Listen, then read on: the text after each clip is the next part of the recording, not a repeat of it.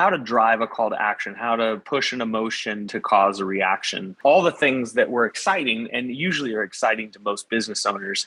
They usually want to do the fun, creative stuff. But what I was lacking was strategy. And I learned later in life when I started my own agency that the strategy side of business comes first before the creative.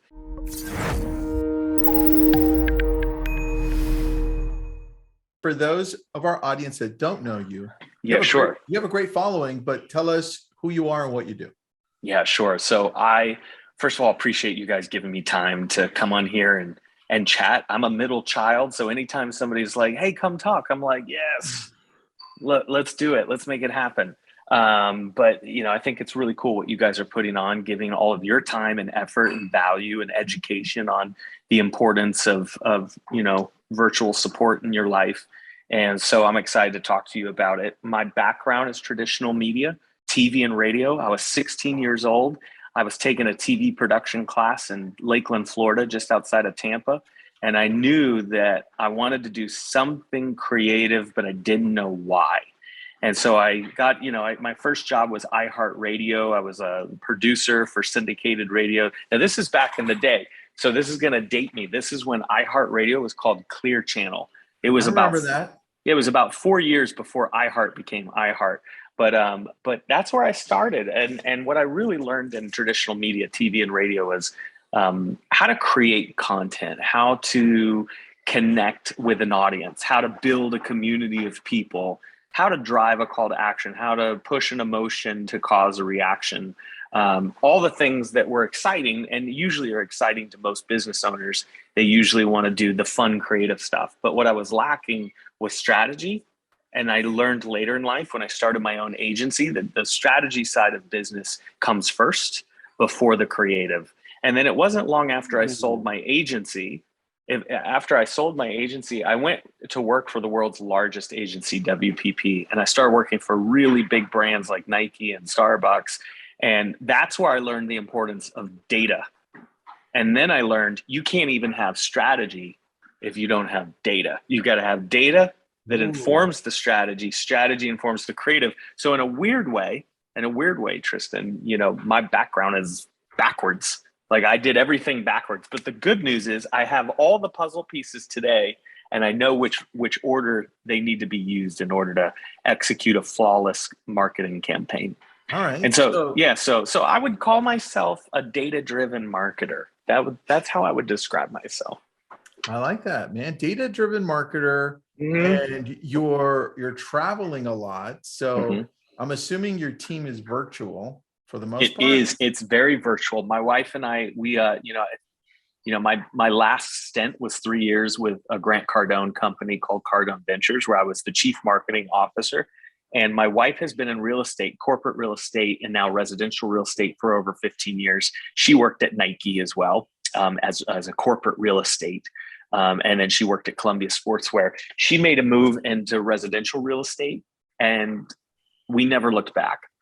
Like the potential to drive more revenue, to have more freedom, to build your own business in real estate has never been more lucrative. And so when I saw the opportunity, my wife built a team. I'm not going to take credit for this. My wife built a team of real estate agents, 30 agents in 10 states in less than 6 months, over $30 million in transactions in 6 months. Yeah. And so when she did that, I was like, this is my sign. I need to go all in on this. If she did that on her own, imagine what we could do together. So that's what's brought us to this sort of destiny of traveling around. And I equate this to what we're doing now as we're planting seeds. I believe if you meet people and add value to their life, that the transaction, what you call the conversion, will eventually happen. I don't have like a strong funnel system where we go to Dallas and we have a real estate event and we meet people and then we convert them into agents and they join our team. And then it's like, no. We're just going to go host events and meet people. That's the strategy. Dude, I just want to meet people. That's brilliant, man, on hosting events, because now you not only meet the people, but you make the noise on social through people recording it, and then you blasting it out. What's the virtual staff look like for you? Yeah, we do. We've got a wonderful EA Her name's Aubrey. She helped set up this interview. She blocked my calendar. She is one of the best. I've ran big team of 22 PR communication specialists for WPP. I've run at Cardone. I had a team of 16 creatives. I've ran some big teams. Our Cardone Ventures, where I was at, we had 82 employees when I left. And so I'm used to the in-person corporate office dichotomy. This was really my first experience, my first foray into virtual support for us. But, we went through the interview process. We talked about what our needs were. We believe that, virtual support is only as good as you integrate them into the culture of your business. And so we have we've gone as far as trying to get visas to get her to come to some of these live events for us so that she could travel back into the States. We send her all of our gear, our logoed merchandise. She's in our morning meetings. We go through her personal and professional goals. I think that's the big misnomer between virtual support and not virtual support. Most people look at virtual support as just this doer, this extension of just go. This is the thing I hired to just go get things done. We believe in human beings. We believe in the spirit of human growth. We believe in their ability to do more and be bigger. And that's what fuels us. That's our purpose, is to watch people grow and become something they never imagined they could be. And so we've treated her like that for the last 4 months. And she is literally, listen, I might have other employees on here that we work with. She's the best employee. My virtual employee, I could not live without. I show her dedication. She shows us dedication.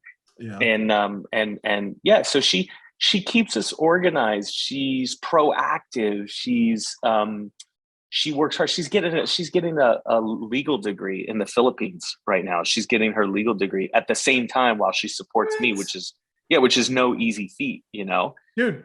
Well, let's talk about the combination too, because if you're virtual, that means even your staff in the US is virtual, or how does that work? Yeah, we do. We have, in fact, I have Katie, who's over here right now. She's on our team. We work with her virtually. We have Zoom meetings every morning. She flew into Dallas to meet us because before she was a real estate agent, she was a private chef in New York. And so she's actually hosting this little shindig in this Airbnb. She's cooking. She's in the kitchen right now cooking some chicken. But we have team members in New York and Texas and Florida and everywhere. And every week we get together on Zoom. We have 2 Zoom calls a week. We've got a team meeting, and then we've got an educational meeting that we do on Wednesdays called #closing day call. And the team just joins in, man. It's like, I've got clients that I work with. So outside of the real estate, I'm also consulting for clients that want to blow up their marketing. And I've got 2 really big clients right now that I'm working with. And those clients, one of them's on Slack, the other one's on Google Meet, one of them's, using Monday.com, the other one's using Asana. We're doing Zoom calls, Hangouts, Skyping, so the virtual world has always sort of existed over the last few years, but now we live in an economy now where everybody's just, if you don't use this, you're just going to be left behind. Interesting, dude. How do you manage the team as a whole? How many staff do you have for the team, like marketing, admin? What do you have? How does that look? You mean virtually or all together? All together. Yeah. So for Wise Property Group, for the real estate side of the business that we're on, we've got a team of 4. We're very lean right now. It's been interesting for me. This has been a great learning lesson for me. I started an agency. I sold an agency. I worked for the world's largest brands, and then I worked for the world's fastest brand. And when I say largest, I'm talking about billion-dollar campaigns with Starbucks. When I say fastest, I'm saying Grant Cardone, who doesn't have time for you to take 6 months to discover who the drinker of a pumpkin spice latte is. He drives initiatives. You know what I mean? Yeah. He drives initiatives that day. He's like, get it done today. Like everything he wants to get done, he doesn't wait a week. He wants it immediately. So I have all these different experiences. And so I've had to I came at Cardone, I had a team of 16 creatives. I've had to scale back because we're building a business from scratch again. And so my wife and I, we've got 4 employees right now, 1 creative, 1 marketer who's sort of a utility unicorn, somebody that knows a little bit of design, a little bit of animation, can do a little bit of coding for website landing page builds, things like that. Nice. I outsource right now paid media. That's an outsource for me. I have a freelancer that I outsource that to. We've got an EA in the Philippines who's fantastic. We have an events person who manages events for us. And then my wife has a transaction coordinator that she's got full-time on staff. So, but none of them are, only 1. The other 3 are all virtual. The 1 is in person. But even the 1 in person is on virtually. We don't have a brick and mortar office, which is by design. That's the model that we use. We're virtual by default if we design it that way. All right. So what's your main focus right now when it comes to marketing? Do you remember, did you ever watch City Slickers? Oh, of course. Dude, my dad and I, we used to love that movie. That's a great movie. You remember Curly when he goes like, yeah. Like, what's that? What's the one thing? Right now, what's that one thing for you that's making everything else just flow easier? I'll be honest with you. Hot shot CMO from Grant Cardone. Going to start a business with my wife.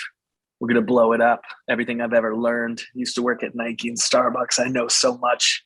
I'm so confident. We're going to blow it up. And I came in real hard on the real estate. I was like, big event, hotel ballrooms.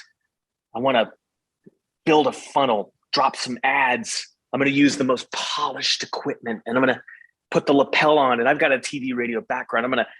Hi, I'm Buck Wise, and I'd like to invite you to a wonderful event for real estate agents. I'm like very professional, and I'm going to be honest with you. I had in the first month, I had this sort of moment that, one, I got to remember that I'm always learning, that I don't know everything. And I had this moment in the first month where things didn't go the way I wanted them to go. The numbers, I'm a data marketer.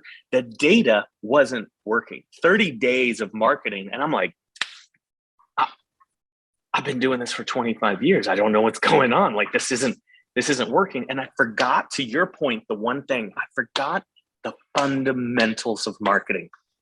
And the fundamentals of marketing are human connections and trust. If someone doesn't trust you, it's never going to convert. And the more money you put behind something does not mean the more successful it becomes. The more polished something is doesn't mean that it works. It's about real problem solving for people, and the fact that they want to do business with you, they trust you, and they'll follow you and convert with you. So the reason you don't see me in a Dallas ballroom right now is because we did this in Scottsdale, Arizona. And we're consumers. I'm a consumer. You're a consumer. We don't want to be sold to. Nope. We don't want to be sold to. We want to find opportunities to partner with people that are like-minded, that we trust. And so the reason we're in an Airbnb is we went away from big paid media budgets. We went away from big snazzy videos and landing pages and trickle campaigns. And my wife and I spent the last 30 days on Instagram, hashtag DFW Realtor, hashtag Dallas Realtor, looking at those hashtags, finding agents, shooting personal videos. Hey, my name is Buck. We're actually going to be in Dallas. We got this really cool Airbnb, and I just love to meet you. If I bring in a private chef from New York, would you want to bring you and maybe one of your colleagues and come meet us? It'd be great. We just want to meet agents in Dallas. If you're into that, let me know and just DM me back. I'm not running a landing page. I'm not running ads. I forgot the fundamentals of marketing, which is to make the real connection. And at this stage in our business, so the reason Grant Cardone can do that is he has 20 years of millions of dollars of attention and awareness.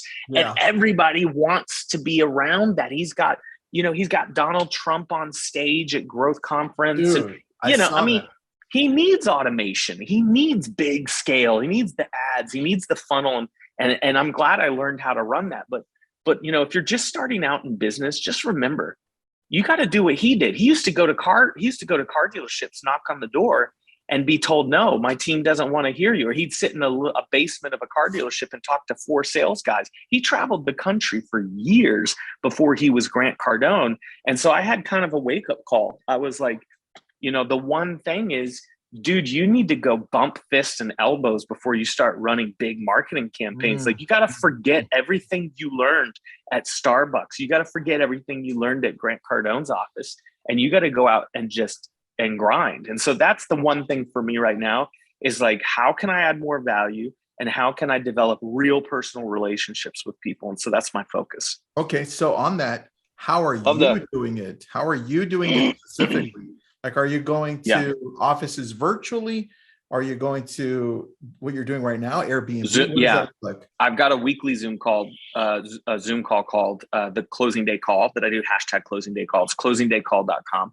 And that is a place for me to meet and answer questions, add value. Any agent that ever wants to come and sign up and come every Wednesday, I do it for an hour. That's my touch point where I can say, hey, I'm here, I'm available, I'm accessible. Right now, I don't have thousands of people joining that call. You can ask me questions. Anybody on there can say, hey, I'm struggling with this one piece of my business.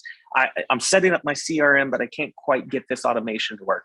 I don't understand how to segment my audience so that I'm more specific. What conversion KPI should I be looking at? All these questions people have asked me for years. I got that little call on Wednesdays. That's the virtual component. The physical component and the organic component is I made a New Year's resolution. I made a New Year's resolution on January 1. Okay. I said, I want to meet 5 new people every day that I don't know. And I want to do that online virtually. And so far, that has happened. I have met 5 new people, sometimes 10 every single day because I'm proactively connecting with new people. I'm tapping into audiences. I'm finding hashtags. I'm looking at trends, and I'm talking to people. I'm reaching out. I'm not waiting for things to come to me. I'm going after things, and so organically, the way I've been connecting virtually is online through social, through Facebook, through Instagram, through TikTok. I've met a lot of great people, and then the follow up to that is, hey, my wife and I are on a nationwide tour. This is what it looks like. Let me show you. Dude, this is what it looks like. You can go to personalbranding.com, or what is it? It's realtorpersonalbranding.com. And these are the cities that you'll see. You've got Scottsdale, Dallas, Orlando, Detroit, Charlotte, Portland, Denver, San Diego. Let's see where else we got. Las Vegas, Salt Lake City. So my wife, that's the one thing that I have learned over the years is it's great to make those virtual connections. There's nothing like a fist bump. There's nothing. Once you meet a human being in person, the loyalty is ridiculous. And so my job is to filter the digital and virtual side. And then I just want to have that one moment where I'm like, hey, I'm in your city. Let's just meet for 5 seconds, I love that. So that's the whole strategy. All right. So what would you recommend on our end to be able to grow on a niche level? Let's say our personal business, right? Yeah. To be able to gain more clients or reach the consumer better on social. How do we do that? Well, that's a loaded question, but it's a good question because there's so many different avenues we could go down. But here's where I'd say if we want to start, you want to start with consistency. You got to have consistency. The amount of people that say to me, I'm online, I'm looking for new people, I can't find anyone, but then I go check their account and I'm like, okay, let's see how consistent were we? Oh, I see you haven't posted in 5 days. Like when we talk about earning trust with your consumer, the first way to do it is they don't trust you. Guess what? They don't trust you if you don't trust you. So they look for you. You see what I'm saying? They want to see that you're committed to yourself. And the way they see that is they see this every day. Hey, you know what? I'm here in Dallas. I finally made it. I'm excited to meet people tomorrow. Hey, if you haven't signed up yet, every single day you're hitting it. You're hitting it. It's called omnipresence. That's what Grant calls omnipresence. Every time they open the phone, man, these guys just don't quit. I see them every day. How do you balance the the selling part with the more personal value driven part? Yeah, that's when you get really technical with the type of content that you're creating. I was just talking about this yesterday with a good friend of mine, Brian McCauley, he's a big lender here in Dallas. He's going to be speaking on what the legacy brand he's built here in Dallas. But he was asking me the same question on his podcast. When you start, so first of all, consistency is key. The second piece is once you have the consistency, you've got the muscle memory of doing it every single day. Now, the next question is, okay, but what's the goal? What are you trying to accomplish? What are you trying to accomplish? And then once you get to the point to where it's like, what are you trying to accomplish? It's who are you talking to? To get to the goal, you got to understand who you're talking to. So then you really have to segment when you're doing this every day. It's like, who is on the other side of this watching? Who are you talking to? And remember, it's a one-on-one conversation. You aren't talking to everybody. No, I'm talking to one person. I'm talking to Jeff. I'm talking to Aubrey. I'm talking to Tristan. I'm talking one-on-one because this is how the user consumes the data.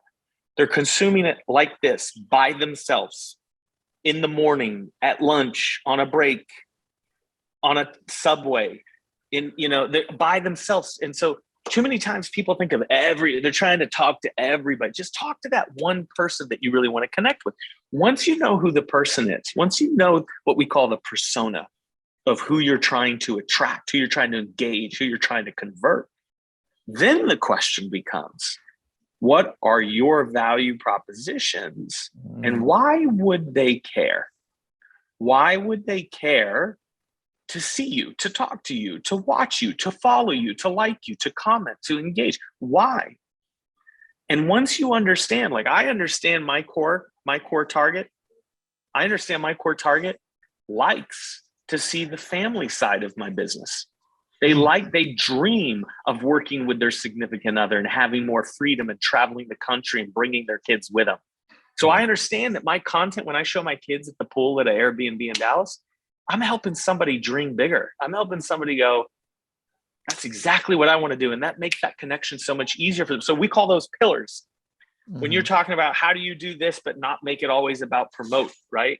Yeah. Well, then you just have to think of the pillars of the consumer. Like, what is it that's going to attract them? If I start talking about Bitcoin, not a pillar, not for me. Maybe for you, not for me. True. I talk about that, they're out, they're gone. That's it. You're going to lose them. Know your consumer. Know the things that they're interested in. I'm going to talk about the beautiful food that we're cooking in here. Some of the fine wine that we brought in tonight. We got a lot of wine. They're going to be into this. They want to see what they're missing. They want that FOMO emotion. That's so true, man. That's such a good point. And we don't do that enough, right? Forget. We all forget.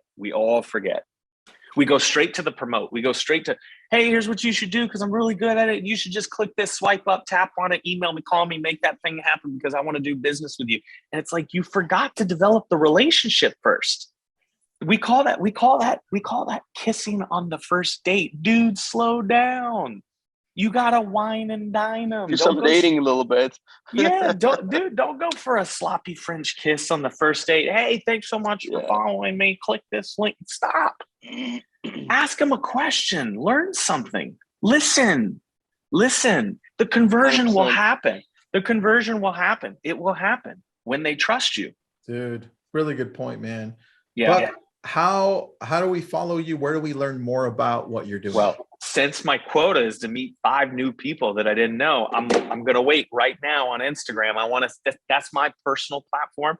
At About Buck is where you can follow me. I put it in the chat at About Buck because it is all about me when you're on there.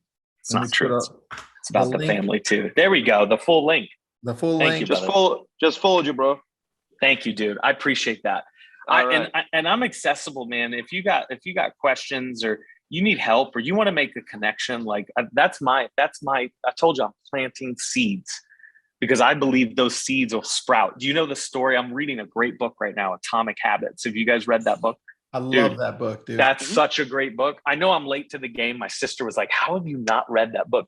But I love the analogy. He talks about the bamboo, bamboo, when you plant the seed, it's 5 years before it sprouts. It spends 5 years building the roots. I'm in a 5-year root building process right now.